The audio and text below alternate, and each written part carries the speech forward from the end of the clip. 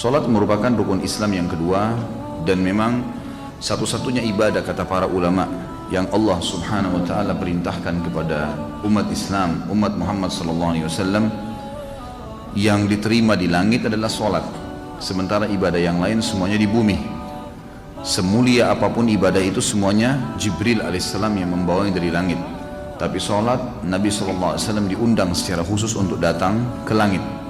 Dan sudah masyhur kisahnya tentang Isra Mi'raj, bagaimana Nabi SAW dihibur oleh Allah Subhanahu wa taala setelah beliau merasa sedih sekali, dikenal dengan amal huzun, tahun kesedihan, karena pada tahun itu Nabi SAW kehilangan dua orang yang dicintainya. Pertama Abu Talib, pamannya, yang selama ini mendukung dakwanya dan meninggal dalam keadaan kufur. Sementara yang kedua adalah istrinya Khadijah radhiyallahu anha yang sangat luar biasa pengorbanan cintanya, kasih sayangnya, pengorbanan hartanya, dan telah dikarunia oleh Allah Subhanahu wa taala anak dari Nabi yang mulia, 6 orang anak. Akhirnya meninggal pada tahun itu dan dikenal dengan tahun kesedihan. Maka Allah Subhanahu wa taala menghibur Nabi kita Muhammad sallallahu alaihi wasallam dengan dua kejadian besar. Yang pertama, kejadian masuk Islamnya jin Nusaybin. Jadi ada jin dari wilayah Irak namanya wilayah Nusaybin. Jumlahnya banyak. Dan jin ini cara berimannya cuma mendengarkan ayat yang sudah beriman dasarnya kepada risalah-risalah Nabi sebelumnya, lalu mereka beriman, lalu mereka langsung menjadi da'i di kaumnya, gitu kan. Kemudian yang kedua, kejadian Isra Mi'raj, di mana Nabi SAW dinaikkan ke langit dan menerima perintah sholat. Tentu panjang lebar ceritanya. Yang kita ingin titik beratkan bukan kisah Isra Mi'rajnya, tapi bagaimana Nabi SAW menerima perintah sholat itu di langit dan ibadah yang lain adanya di bumi. Salat ini didefinisikan oleh para ulama adalah gerakan dan ucapan tertentu yang dimulai dengan takbir dan diakhiri dengan salam. Salat sebagaimana kita tahu banyak sekali jenisnya, ada yang wajib dan ada yang sunnah. Kalau yang wajib dimulai dari yang paling afdal adalah 5 waktu salat, kemudian diikuti dengan salat Jumat, kemudian datang setelahnya solat-solat yang mendekati wajib atau lebih tepatnya fardu kifayah. Wajib tapi tercukupkan dengan siapapun yang mengerjakan. Misal kalau sudah ada segelintir muslimin yang kerjakan maka hukumnya sudah gugur. Tapi kalau tidak ada yang kerjakan maka sifatnya wajib.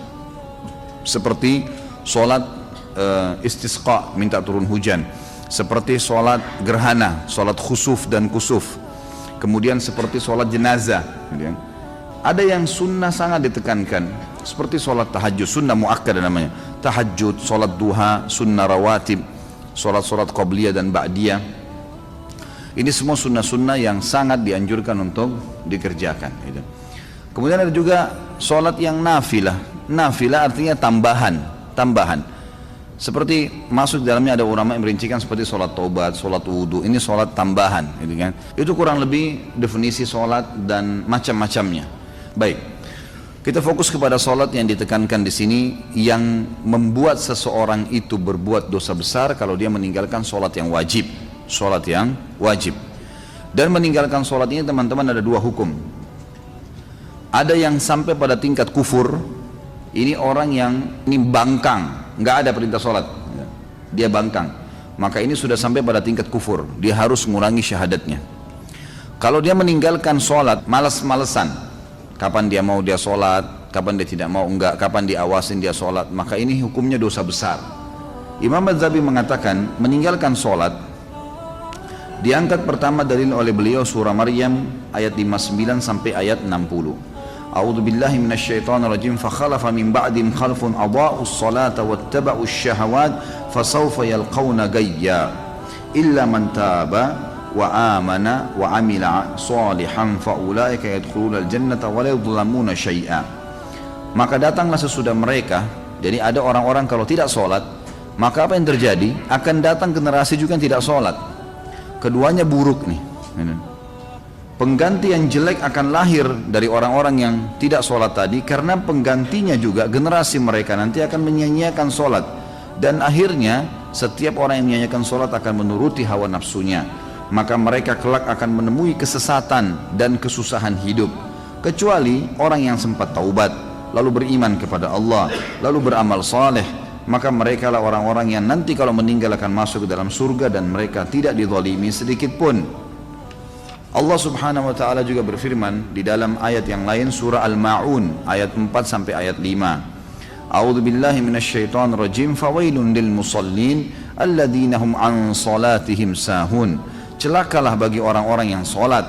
Maksudnya adalah orang-orang yang lalai dari salatnya. Kata ulama tafsir adalah orang-orang yang sengaja menunda-nunda salat sampai keluar dari waktunya. Ini masuk dalam ancaman. Atau orang yang sengaja malas mengerjakan sholat kecuali kalau dilihat oleh orang atau diawasi, maka masuk dalam ancaman surah Al-Ma'un tadi. Juga orang-orang yang tidak sholat kalau meninggal tidak sempat taubat, walaupun itu dia hanya malas-malesan, dipastikan akan masuk ke dalam neraka terlebih dahulu. Dalam surah Al-Muddathir ayat 42 sampai ayat 43, Allah subhanahu wa ta'ala berfirman, di mana para malaikat penjaga neraka Sakar, ada neraka khusus untuk menyiksa orang-orang yang tidak sholat, namanya neraka Sakar. Dikatakan, ma salakakum fi Sakar, qalu lam naku minal musallin. Para malaikat nanti akan bertanya kepada orang-orang yang masuk ke dalam api neraka tadi, apa yang membuat kalian masuk ke dalam neraka Sakar ini? Maka mereka sendiri menjawab, mengatakan, kami dahulu tidak termasuk orang-orang yang mengerjakan sholat. Nabi kita Muhammad SAW menekankan sekali sholat dan menjadikan tolok ukur kesolehan seseorang dan perbedaan dasar antara keimanan dan kekufuran adalah sholat. Sabda beliau yang beliau sampaikan dalam hadis riwayat Tirmidzi dalam Kitabul Iman, An-Nasai juga menyebutkan dalam Kitabus Shalah dan beberapa perawi hadis yang lain.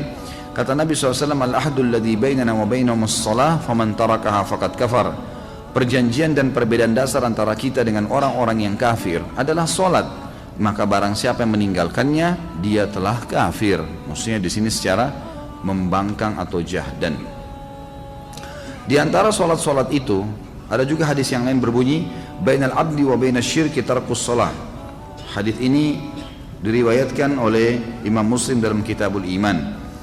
Antara seorang hamba dengan kemusyrikan, dengan dosa-dosa berat yang bisa membuat kekal di api neraka adalah meninggalkan solat.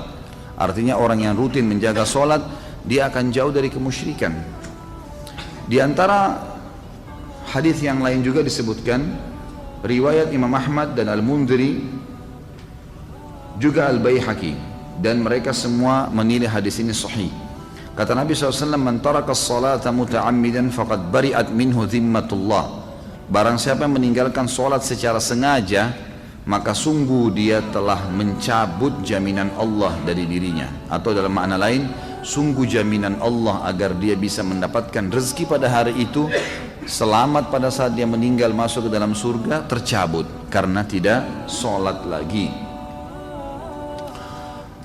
Kemudian di antara sholat 5 waktu itu, sholat yang paling afdal adalah sholat asar. Sebagaimana Allah subhanahu wa ta'ala menyebutkan dalam Al-Quran, a'udzu billahi minasyaitonir rajim, hafidhu 'alas salawati was salatil wusta wa qumu lillahi qanitin. Jagalah selalu salat-salat kalian, terutama yang diwajibkan, terutama ya, lagi ditekankan lagi salat yang pertengahan. Kata ulama pertengahan adalah asar, yang lebih kuat pendapat adalah asar, karena waktu pagi itu dihitung subuh dan duhur, dan waktu petang dihitung maghrib dan isya, maka asar berada di tengah-tengah. Juga ada hadis Nabi SAW, hadis ini diriwayatkan oleh Imam Bukhari dalam kitab Manaqibus Shalah. Kata Nabi SAW, man fatathu salatul asri habita amalu. Barang siapa yang luput melaksanakan sholat asar, maka dalam bentuk pengingkarannya, memang dia tidak mau sama sekali mengerjakannya, maka amal ibadahnya yang lain akan dihapus atau gugur, akan menggugurkan semua ibadah dia yang lain. Kemudian saya ingin titik beratkan di sini kepada teman-teman, masalah sholat ada juga hal-hal yang ingin saya tambahkan yang harus diperhatikan. Seperti misalnya usahakan selalu sholat di awal waktu, maksimalkan itu. Jadi usahakan dijadwalkan, ya. Lebih penting, bahkan dijadikan sebagai momen lebih penting daripada makan pada saat kita lapar, yaitu dengarkan azan sudah ada di masjid, terutama bagi laki-laki. Bagi perempuan sudah standby tentu di sejadahnya. Kalau di masjid-masjid, kalau musala kantor, kalau rumah dia di rumah, ya dia di rumahnya, gitu kan. Maka harus maksimal, usahakan azan, tidak ada aktivitas yang lain. Para sahabat Nabi Ridwanullahi alaihim kalau sudah mendengarkan azan, mereka berhenti dari segala aktivitas, tidak ada lain yang dikerjakan. Mereka langsung menuju ke sholat karena itu panggilan dari Allah. Hadis Bukhari berbunyi, Nabi SAW mengatakan, Pada saat ditanya amal apa yang paling Allah cintai, maka beliau mengatakan as-salatu ala waktiha, salat di awal waktunya.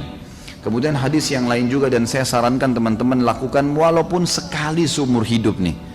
Kata Nabi SAW, siapa yang selama 40 hari tidak ketinggalan takbiratul ihram imam, maka dijamin baginya selamat dari sifat kemunafikan.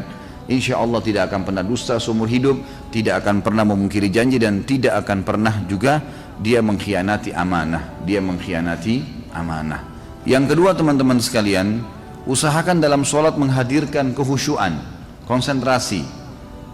Khusyuk ini wajib, namanya tumakninah, ketenangan dalam sholat. Dimulai dari tenangnya seseorang mengucapkan bacaan, gerakan, melakukan gerakan, jadi Allahu Akbar dengan tenang. Lalu kemudian mulai dari membaca iftitah, dia menikmatin bacaannya, nikmatin kalimatnya, karena per hurufnya, kata ulama, apa yang diucapkan dalam sholat dan pergerakannya ada nilai pahalanya. Jadi pertama usahakan awal waktu, gitu kan?